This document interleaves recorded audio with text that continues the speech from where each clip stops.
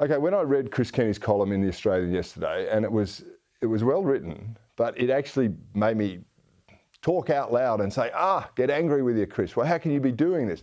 I thought, here's a bloke I like and respect whose judgment has so clearly been clouded by smoking ceremonies, he can't actually see what he's advocating for anymore. And he's actually advocating for what he condemns.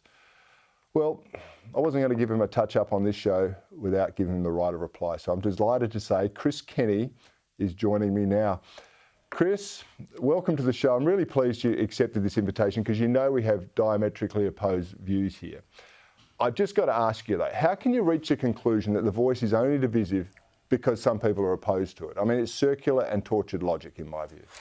Well, it's pretty straightforward, Cory. Thanks for having me out here. I could have had a Sunday night by the fire watching you, but I thought I'd come out here and find out about your anger. You know, I sweat through the wee small hours and early in the morning to write my column for the Oz. I didn't know it would make a colleague like yourself angry. Look, the point about the divisiveness of this debate is that the No campaigners are saying day in, day out, this is divisive. This will divide Australia, right? Now, the question about that is, are these valid concerns? Can we demonstrate that they are validly concerned about dividing Australia? Because if they can, then that's a legitimate argument to make.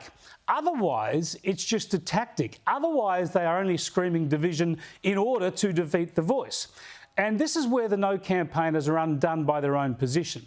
Because the No campaigners, not all of them, you might disagree with this, but the clear authority of the No campaign, that is the National Party and the Liberal Party, their position is this, Cory, and you know this. They say they support an Indigenous representative body, a voice, legislated under current constitutional provisions. In other words, legislated under the current race power.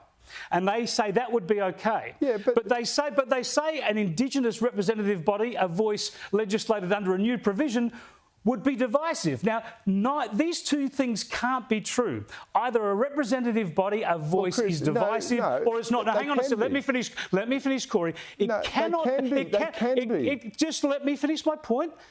A representative body based on indigeneity cannot be divisive, legislated under the race power, and not divisive, legislated under a new power, or vice versa. It does not make sense. Okay, and here's the answer to that is the race power is there, and people like me and you have said it shouldn't be there, right? But it's necessary because there are circumstances where we've got to do things for Indigenous Australians, right, that otherwise are specifically for them.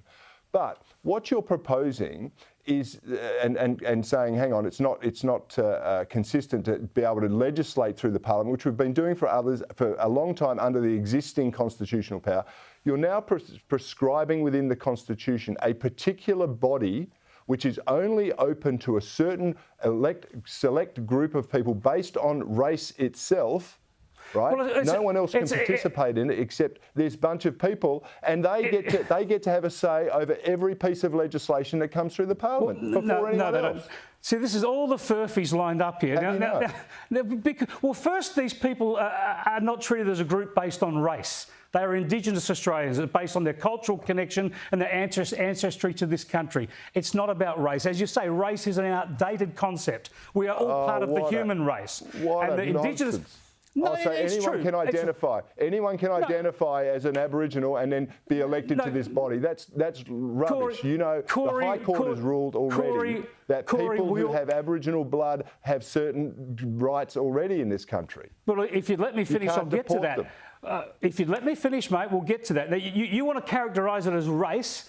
Most of us don't. Most of us see Indigenous Australians as Indigenous, and all people in this country and elsewhere have various ethnic and cultural backgrounds. To label it as race is really outdated, and I wish the race power wasn't there. But we do need a power in the federal government to have power for Indigenous affairs, and that's why we have Indigenous Affairs Ministers, Indigenous Affairs departments. That's what we did in the 1967 referendum, was stop excluding Indigenous people from that race power. We gave Canberra the power to make laws for Indigenous people. So we're always going to be able to do that for Indigenous people. We need to. They have certain rights under Mabo and cultural heritage provisions as well. But it comes back to this simple point, Cory. You cannot say that a voice legislated under the existing powers is not divisive, but a voice legislated under a new power would be. That is completely contradictory. And if the no case really said what they believed, if they really think a representative voice is divisive, then they would not say that they would legislate one. They would not put up with legislating one because on their own determination, it is divisive.